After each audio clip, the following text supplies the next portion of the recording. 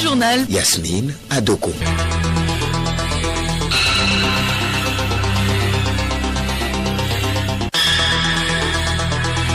Madame, Monsieur, bonjour. Au sommaire de ce journal, le gouvernement opte pour les cours sur Internet, à la télévision et à la radio pour les élèves restés à la maison en cette période du Covid-19. Dans ce journal, nous aurons les explications du directeur de cabinet du ministère des Enseignements primaires et secondaires et de la formation professionnelle. Les ministres des Affaires étrangères du G5 Sahel déclarent la pandémie du coronavirus ennemi public numéro 1. Pour y faire face, l'organisation régionale compte sur la prévention et sur l'équipement des hôpitaux. Le secrétaire général de l'ONU espère un vaccin sûr et efficace avant la fin de cette année pour sauver des millions de vies. Antonio Guterres estime que le produit doit être universel et permettre de contrôler la pandémie du Covid-19. Et puis, sport cyclisme, le Tour de France connaît un report. La compétition est décalée de 2 mois et débutera le 29 août prochain. Raison évoquée, le Covid-19. Radiolomé.tg. La fermeture des écoles fait partie des mesures de prévention visant à endiguer la propagation du coronavirus. Le ministère des Enseignements primaires et secondaires et de la formation professionnelle se propose d'organiser des cours en ligne à la télévision et à la radio afin de sauver l'année scolaire. Les élèves contraints de rester à la maison en raison de la pandémie du coronavirus pourront donc suivre et télécharger des cours et exercices. Une approche que nous explique M. Komla Amessiamenou, directeur de cabinet au ministère des Enseignements primaires et secondaires et de la formation professionnelle. Nous voulons quand même exploiter cette approche à travers les radios, la télévision publique et privée, mais nous n'occultons pas l'aspect Internet via des applications qu'on mettra à la disposition des élèves. Pour que des applications puissent être mises à disposition pour permettre aux élèves de télécharger des enseignements, des cours, des rappels de cours, des exercices avec leurs corrigés, les enseignants sont identifiés par leurs inspecteurs, puisque c'est eux qui les connaissent mieux, ceux-là qui animent bien leur classe. Tout ceci va se faire sous la supervision des directeurs d'enseignement et des directeurs régionaux de l'éducation. Nous disons que les éléments de cours qui seront mis en place par ces enseignants chevronnés vont constituer en même temps des supports que les développeurs d'applications qui sont à notre disposition vont exploiter pour la mise en ligne de ces cours-là au profit des élèves qui auront la possibilité d'aller sur des plateformes. Les élèves en classe d'examen seront principalement concernés par ces cours, mais le directeur de cabinet au ministère des Enseignements primaires et secondaires et de la formation professionnelle rassure les autres apprenants sur la bonne exécution de ce programme. Nous voudrons rassurer les élèves de tous les niveaux que ce n'est qu'un début et progressivement, nous allons pouvoir atteindre tous les niveaux. Ceux-là qui souffrent d'handicap visuel, par exemple, peuvent suivre des cours à la radio. Au moins, ils ont le son. Mais il y en a qui sont sourds et muets. Eh bien, à eux aussi, nous pensons que très rapidement, nous allons mettre en place la diffusion des cours en langage de signes, le langage gestuel. Les malentendants, les sourds et muets peuvent également suivre à la télé quand ils voient à côté de l'enseignant qui dispense les cours, il y a un autre qui signe concomitamment, bien simultanément avec cet enseignant en audiovisuel. Parlant de la situation de la pandémie du coronavirus au Togo, à ce jour, aucun nouveau cas signalé sur les 582 tests effectués ce matin. Toutefois, on dénombre de décès survenus dans la soirée d'hier.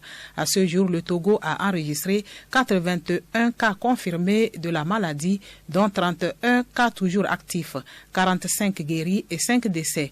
Au total, 3618 tests ont été effectués sur toute l'étendue du territoire national depuis la survenue de la maladie. Ailleurs dans le monde, à ce jour, 210 pays ou territoires ont été affectés par le virus pour près de 2 100 000 cas déclarés avec près de 135 000 décès. À noter que 10 pays ou territoires ne seraient toujours pas affectés par la pandémie. Il s'agit de la Corée du Nord, du Tadjikistan, du Turkménistan, du Lesotho, des Comores, des îles Tonga, Salomon, Marshall, Micronésie et Palaos. Écoutez Radio Lomé sur le web sur le www.radiolomé.tg. Ce communiqué du ministre de l'Eau, de l'Équipement rural et de l'Hydraulique villageoise pour poursuivre dans la poursuite de la mise en œuvre des mesures de soutien aux populations décidées par le chef de l'État pour la riposte à la pandémie du coronavirus et sur ces hautes instructions, le ministre de l'Eau, de l'Équipement rural et de l'Hydraulique villageoise communique. Le service d'eau potable aux mini-adductions d'eau potable et aux postes d'eau autonome en milieu rural et semi-urbain est rendu gratuit sur toute l'étendue du territoire national pour compter de ce 15 avril 2020 pour une durée de 3 mois. Le ministre invite les comités de gestion des mini-adductions d'eau potable et des postes d'eau autonomes à prendre attache avec les directions régionales de l'hydraulique villageoise pour les modalités pratiques de mise en œuvre de cette mesure. En plus des recommandations du gouvernement, les dispositions particulières suivantes doivent être observées au niveau des ouvrages d'eau. Installer un dispositif de lavage des mains à l'entrée des points d'approvisionnement en eau. Éviter les attroupements autour des ouvrages d'eau en privilégiant l'approvisionnement en eau par petits groupes et en observant les règles de distanciation sociale.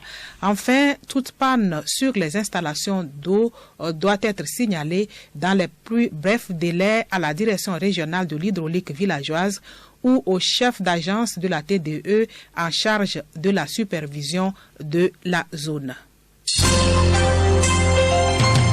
Le journal Yasmine Adoko.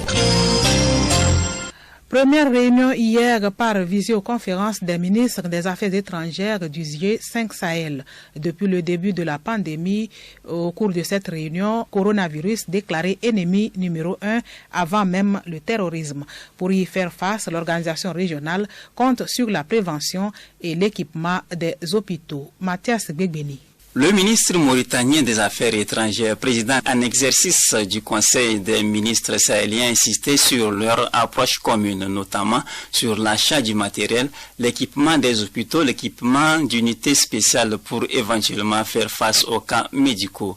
La rencontre a également été l'occasion de faire le point sur la situation sécuritaire qui s'est dégradée ces derniers jours avec une série d'attaques meurtrières au Mali et au Burkina Faso. Les ministres ont aussi lancé un appel à leurs partenaires pour plus d'engagement financier pour lutter contre le terrorisme. Une nouvelle réunion par vidéoconférence se tiendra le 24 avril prochain entre les ministres du G5 et leurs collègues français. Ils ont aussi lancé un appel pour une annulation de la dette de tous les pays pauvres d'Afrique, dont le Sahel évidemment. Ils ont aussi salué le plaidoyer du président français pour l'annulation de la dette. Le patron de l'ONU se propose, lui, d'œuvrer en faveur d'un vaccin contre le Covid-19. Il l'a dit hier lors d'une visioconférence avec la 50aine de pays africains membres de l'organisation. Le secrétaire général de l'ONU a plaidé pour une accélération de son développement et son accessibilité à tous. Geneviève Pognon. Pour Antonio Guterres, un vaccin sûr et efficace pourrait être le seul outil permettant au retour du monde à un sentiment de normalité. Le secrétaire général de l'ONU espère ce vaccin avant la fin de l'année. Un tel vaccin sauverait des millions de vies et des milliards innombrables de dollars. Il doit être universel et permettre de contrôler la pandémie. Nous avons besoin d'un effort ambitieux pour garantir une approche harmonisée, intégrée et optimisée afin de maximiser la vitesse et l'échelle nécessaires pour le déploiement universel d'un tel vaccin d'ici la fin de 2020, a-t-il insisté. Antonio Guterres a précisé que son appel, le 25 mars, 2 milliards de dollars de dons pour un vaste plan humanitaire de l'ONU en réponse à la pandémie avait permis de récolter jusqu'à présent environ 20% de cette somme. Il s'est félicité que grâce à l'OMS, l'ONU a été en mesure d'équiper 47 pays africains de tests pour le Covid-19. Le président américain Donald Trump a décidé mardi de suspendre le financement des États-Unis à l'OMS après l'avoir accusé d'avoir mal géré la crise provoquée par le coronavirus et d'être inféodé à la Chine.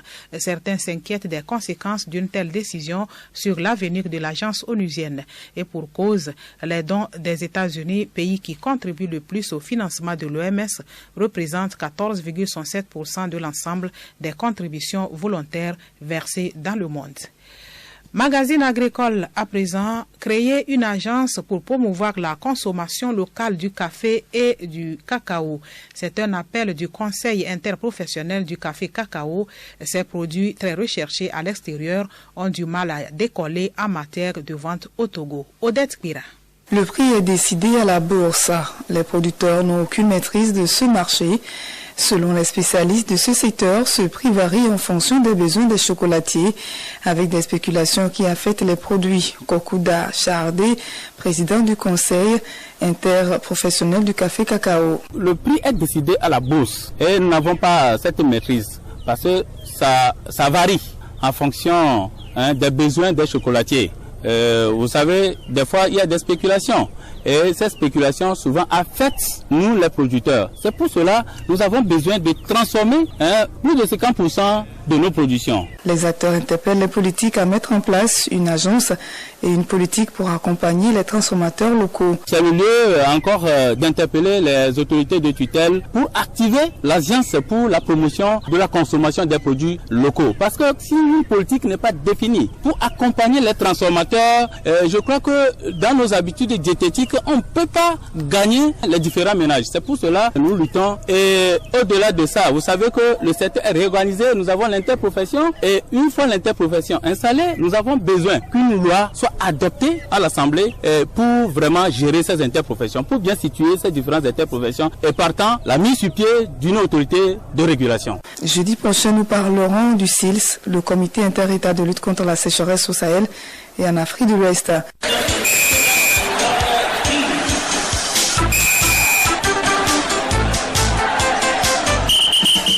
Sport cyclisme, initialement prévu du 27 juin au 19 juillet, le Tour de France 2020 est officiellement reporté du 29 août au 20 septembre prochain à cause de la pandémie du coronavirus. Yao Kamake.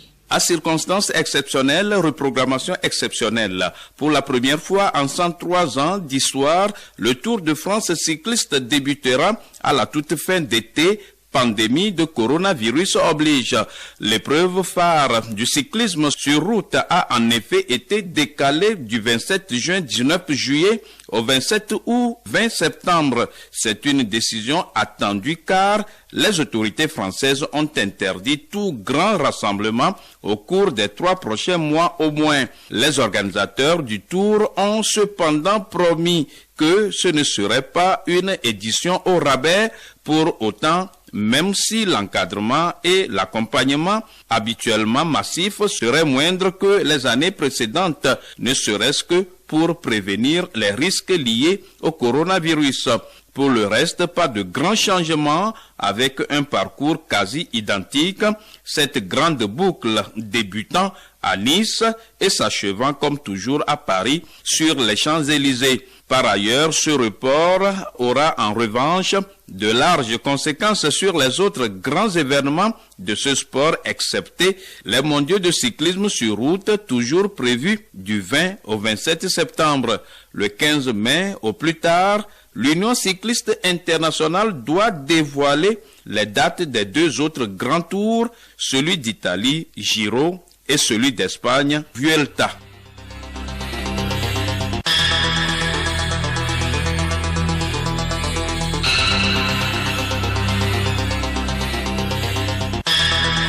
C'est la fin de ce journal dont voici le rappel des titres. Le gouvernement opte pour les cours sur Internet, à la télévision et à la radio pour les élèves restés à la maison en cette période du Covid-19. Dans ce journal, vous avez eu les explications du directeur de cabinet du ministère des Enseignements primaires et secondaires et de la formation professionnelle. Et puis, les ministres des Affaires étrangères du G5 Sahel déclarent la pandémie du coronavirus ennemi numéro 1. Pour y faire face, l'organisation régionale compte sur la prévention et sur l'équipement des hôpitaux. Sensibilisation Covid-19.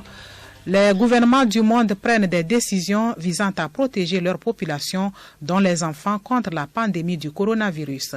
Ces derniers sont en réalité peu touchés, mais comment est-ce que les enfants peuvent être contaminés et qu'est-ce que l'état d'urgence sanitaire décrété au Togo dans la lutte contre le coronavirus? Les réponses avec Juliette Kamdé. Merci d'avoir suivi le journal.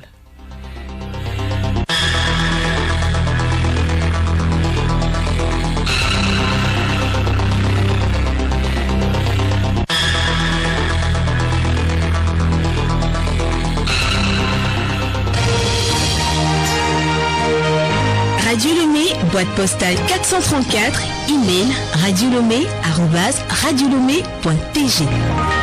radiolomé.tg